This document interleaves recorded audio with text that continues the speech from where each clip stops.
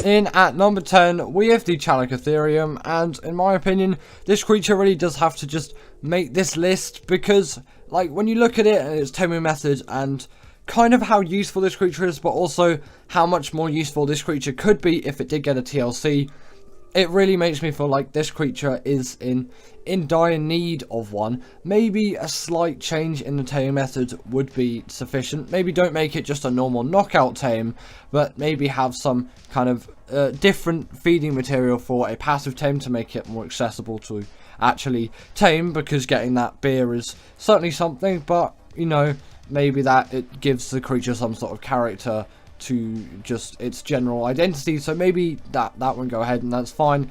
But if it has just some general quality of life improvements, and actually for me it is mainly the tame method when coming back to it. If it had a more accessible tame method, if its rocks maybe did some more damage and were slightly more aimable, that's probably just my part, that could be useful. And maybe if it had some maybe like an extra special ability or something like that, it could really bring this creature together. And I'm actually keen to hear what you think your ideas should be for these creatures and what TLCs they should actually get. Next up, we have got the Basilisk, and I feel like this is such a cool creature when you think of it, but when you actually maybe use it in practice, it doesn't really hype up to everything. And partly I think it should have some better mobility overall, maybe some extra abilities on top of what it already has, maybe allow it to deal more damage. I think the tame method is fine, it makes sense. It's a little bit irritating, but considering what kind of creature this is, you would probably expect that. I'm fine with it. If they did want to change it in future with a TLC, that'd be fine, but that's not usually what TLCs are about. It'd be adding some extra special abilities, and like more maybe utilizing that underground ability even further, and maybe like an ability to send shock waves and knock back creatures under the ground and like leap up under them and just demolish them.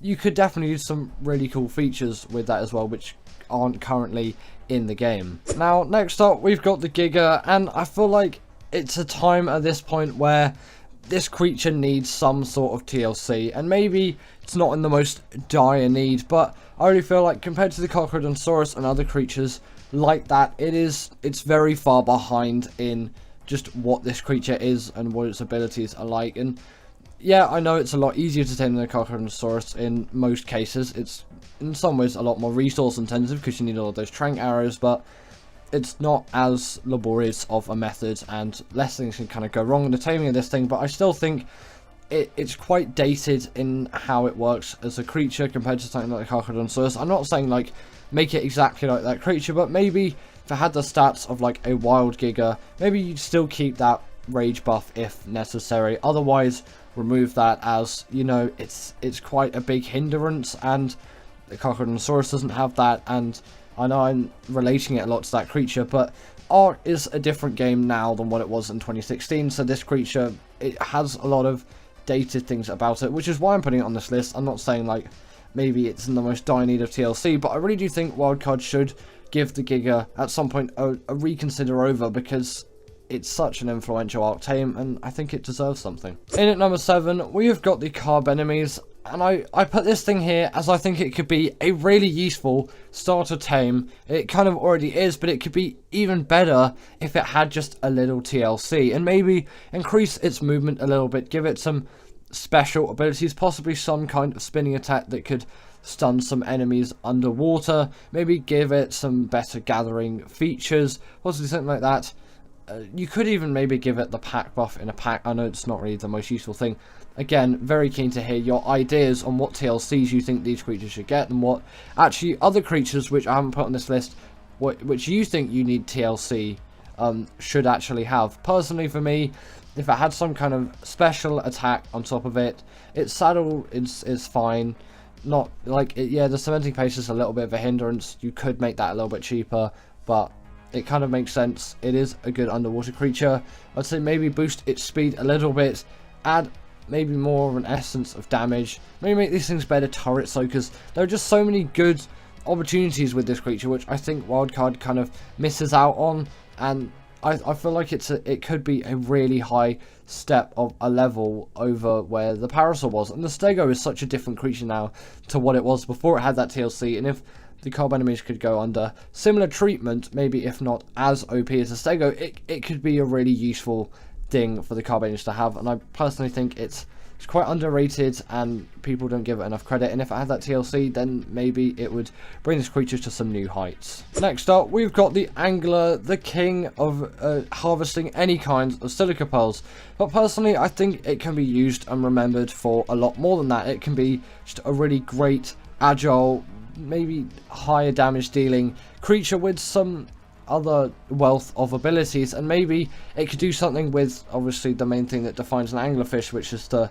light on the front of it, and it could possibly do something. But I'm not actually sure how much it illuminates, but if it would be kind of useful if you could really use it to illuminate your way in the night, that would be quite nice. If it had some kind of basic saddle and armor, that would boost it up another level, and some more special abilities, because all it can really do is attack and just gather some silica pearls.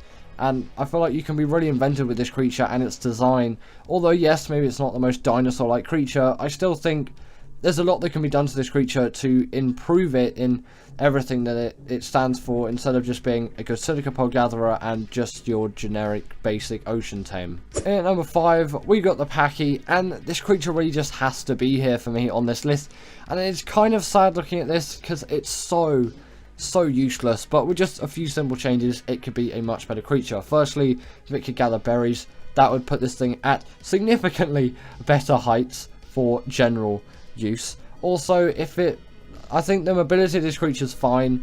Its special attack could be utilized in a better fashion if you had more mobility when it was actually charging, because it's not particularly OP. If it dealt a little bit more torpor, that could be nice. If its taming method wasn't so long and laborious, that would make this creature a more defined, useful one. And if it had some maybe special harvesting abilities, or some kind of buff it gave other creatures, or something small like that, like a buff and obviously the ability to gather berries and just a tame method that isn't as difficult, then it could really boost this creature in terms of its abilities and where it actually is in the game, because you can just get a Parasaur and that creature is going to do so much more good. And it took absolutely ages to kill this Raptor. Personally, I do think these things should deal a little bit more damage just to the general creatures, possibly because they are quite heavily armored creatures. It would make sense. Next up we've got the Archaeopteryx, but I'm also going to put the Galley in a similar spot as well, as I think the Galley is just lacking in the health department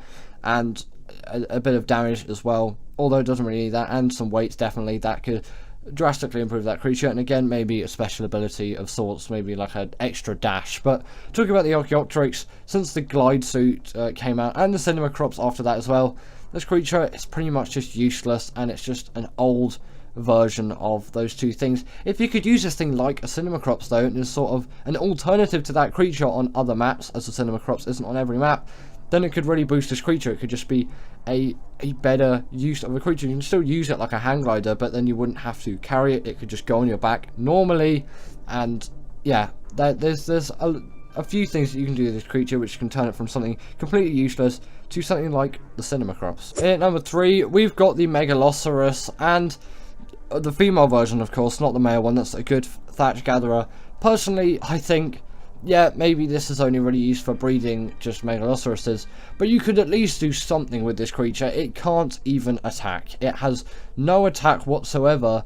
This is in dire need of some sort of TLC to actually be a useful creature, apart from that one use, which isn't even really utilizing this creature. It's just essentially using it as a placeholder to make baby Megaloceroses, and then if you get female babies out of that, it's not good. You only want the male babies out of it to get good thatch gatherers and whatever you use general male Megaloceroses for. The female one, it's just, yeah, maybe it doesn't have all the horns and all of that, but I still think it should have some sort of edge, which would be like, why you tame this creature apart from just, oh, I want to breed some Megaloceroses, so I'm going to get both of these. And I know generally most Ark creatures don't have distinction between both genders of creatures, and considering this one does, I feel like Wildcard could do something with this creature to really highlight those differences, and you'd have different uses for both instead of this one just being like utterly useless and obsolete. Next up we've got the Microraptor, and the reason why I'm putting it so high on the list isn't necessarily because I think it needs the most amount of TLC, but I think its ability is quite a cool and interesting one, and if utilized properly, it could really make this a good sidekick. Again, you just have this just like maybe on your back or on your shoulder. I think you can actually put this thing on your shoulder, but if you have it on your back like a Cinnamocrops or another creature, I'm just trying to think there. I think the Seeker, whatever it's called, has that same sort of ability. Actually, don't. I think that's in a mod, but still, if it had that, and then you could just send it on riders, and then it would come back onto you, so you could knock people off their riders, and then it would come back to your back. That could just be a really cool, simple ability for this creature to have. And in at number 1 is the Areno, and there are so many things that you can do cool with spiders, and I'm kind of going to put the Onyx here as well, although maybe if you turn the Onyx into something more like the Desmodus, but maybe a slightly dumbed down version that was easier to tame, that could be very useful because that creature is pretty much obsolete. With this creature though, the Areno, if it had the ability to climb up walls, something simple like that, and it actually dealt some reasonable amount of damage and had some decent health and all things like that, then it wouldn't just be a sort of placeholder obsolete creature, which you would only tame if you wanted to tame every creature on Ark, and it's actually just a generally huge pain to tame this creature, so I'd recommend a slight change in that taming method. And if you could do that and make this sort of like the Bloodstalker, but have some distinction, it could be a really great creature. In at number 10, we have the Crystal Wyvern. And the reason why I'm putting this thing here and not the normal Wyvern, or just the Wyvern in general, which a lot of people probably would have put on this list for many reasons. The Wyvern is definitely a very influential creature in terms of what it did for the Ark franchise and its tame method and all of that, but the Crystal Wyvern, in my opinion, is just the superior one. We're just a normal like watery one, and the Blood Crystal Wyvern, which is my preferred. The Blood Crystal Wyvern is obviously not the one in the B-roll because this one looks more Crystal Wyvern-y, so that's why this one made the B-roll. It's pretty self-explanatory. But the fact that they are so easy to tame, although yes, you do have to knock out a Wyvern to get the Primal Crystal, or you have to kill it. I think it's knockout though. I'm pretty sure it's knockout. Haven't tamed one of these things in a bit. And you also need a level 65 to actually tame one of these things, although I don't really find that to be too huge a requirement considering their power, and on Crystal Isles this will often be my first flyer. Even before a Pteranodon I will get this thing, and sometimes it is even my first tame. Like honestly, I'll just tame nothing and get this thing, and then I will gladly enjoy this creature, so that is why I put it in at the number 10 spot. Next up we've got the Mantis, and I've had to put this creature here. Come on, this creature is one of those creatures where when I look at the Mantis, I look at how fluent it is and all of its abilities and just how unique and great its abilities are, it obviously does have to make the list. Like, come on, it's the Mantis. This thing can wield any kind of melee weapon, not including tech weapons, of course, and this allows it to be just such a great, versatile, useful creature. And the fact that it came out on Scorched Earth, it was really a huge helping hand on that DLC map, and I often transfer them back onto the island if transferring was even, it must have been a thing back then. Either way, I've done it at some point. I must have. Either way, yeah, transferring happened, and I use these things on the island a lot as well, and obviously, you know, they're just really useful for gathering pretty much everything, which is obviously what you would use them for, so that's why the Mantis is here. Next up, we got the Rock Drake, and there's actually not a lot to say about this creature, as I'm sure pretty much all of you know what it is and know what it does. It is a creature which originally came on Operation, not sure what other maps it actually exists on. It did used to exist on Crystal Isles before it became a full map. Does the Rock Drake spawn on any other maps apart from Operation? Either way, it is an Operation creature, which came out in 2017. Seems like absolutely ages ago, and is capable of huge amounts of damage, and pretty sure it was like the first glider, like rideable glider that you could get in Ark, which is actually a pretty impressive feat, as I'm definitely sure that had not been done before, unless Ragnarok came first. I'm trying to think of the chronology. It may have not been the first, but either way, it was definitely one of those originals, you could say, and they're an absolute cheese.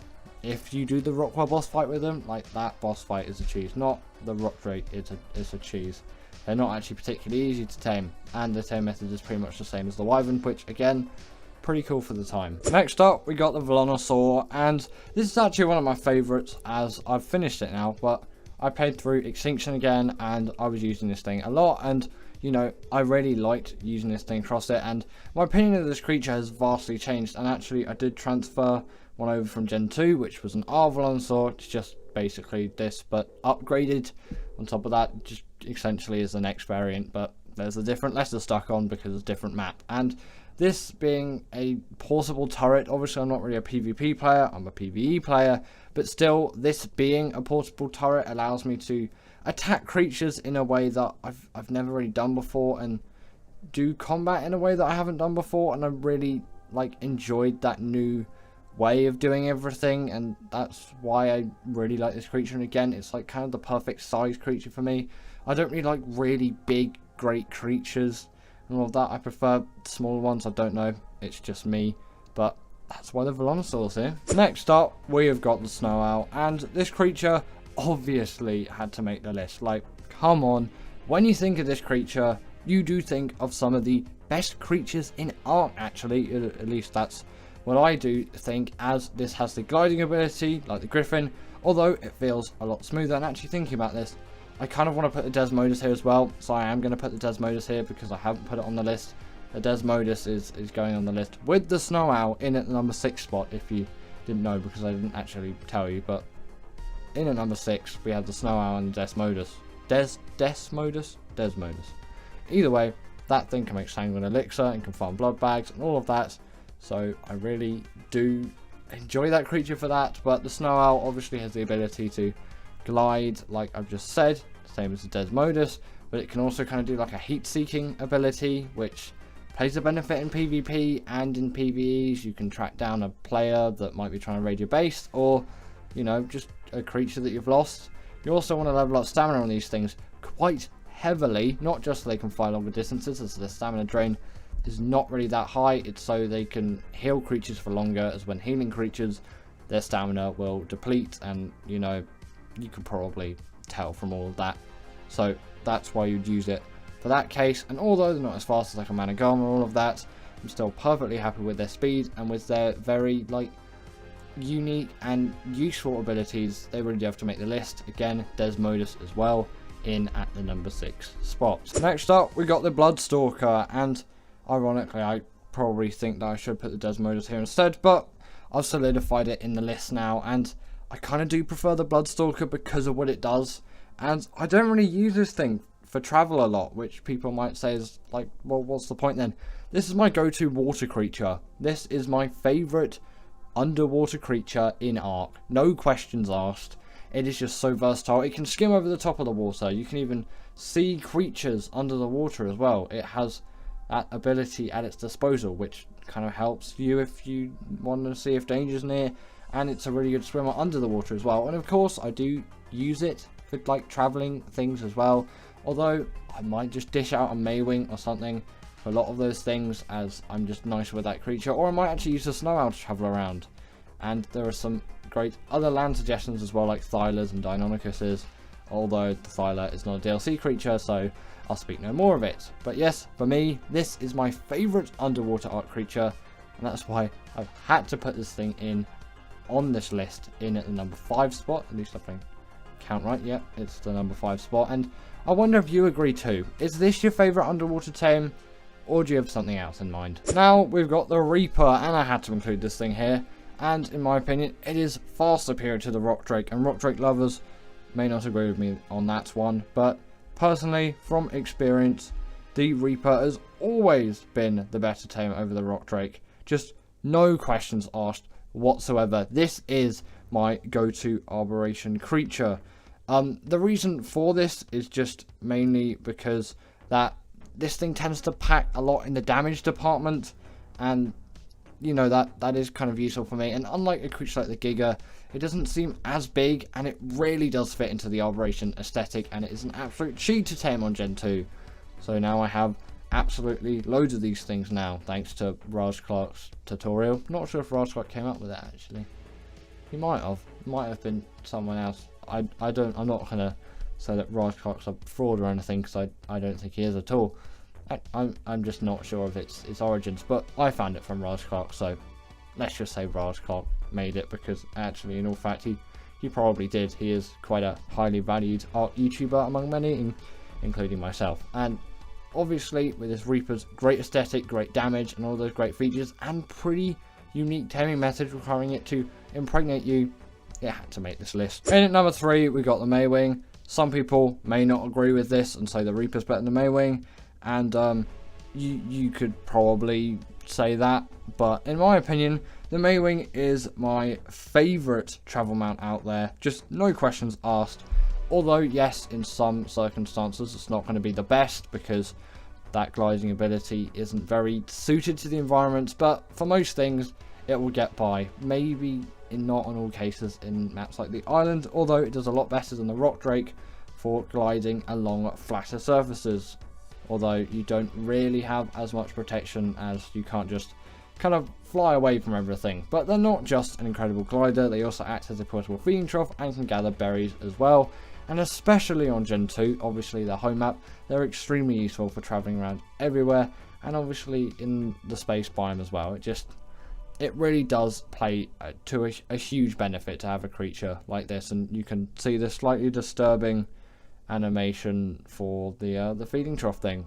It's I don't really know what to say about that wildcard. In at number 2, we have the Deinonychus, and actually until recently I would have put this thing at number 1, but I've had a slight rechange with my mind recently. I don't know, I've just been different, and my opinions of some things have drastically changed. Not saying that I hate the Deinonychus now, I still think it is an extremely incredible creature, and with that bleed ability, essentially it latching on to creatures and just tearing them to shreds, doing immense amounts of damage, and even to bosses as well. It's the only creature, as far as I'm concerned and as far as I know about, that can actually do that to bosses, and especially with the pack buff as well, and with no full damage and great mobility and the ability to kind of like parkour around the map. It really does play to their benefit hugely, although my opinions have shifted slightly to the creature in number 1. Just kind of suits me more now than this creature. I'm a bit more chilled with my life in general and my Ark playing, so you know, I'm not all for the busy life of the Deinonychus. At this point I don't really know what I'm saying, but let's get into the number 1 creature now. And in at number 1 is the Shadowmane. And before I talk about all the good with this creature, I just want to say its taming method is awful and I hate it, and I wish Wildcard would change it, but you know, that's never going to happen. And you know, kind of going back on my previous thought there, I don't hate it as much now. That's more previous me, but I still definitely don't enjoy it. But the main things that really stand out for me is this creature's great mobility overall, and I'm pretty sure it has a pack buff as well. It must do. It has to, when I'm thinking about it. It has a hydration buff, like the Spino. Sorry about that. I just, I don't know. I ate something just before this video. Sorry about that. That seems a bit disgusting, sorry. But they're also great in the water, which is nice. I appreciate their waterness. I can't even speak anymore today. That's all I can say about this creature. But anyway, that is the end of today's video, and that is also the end of a very long day for me. Either way, what did you think? What's your favourite Ark DLC creature? And did you agree with this list? And with that, I'll see you all later.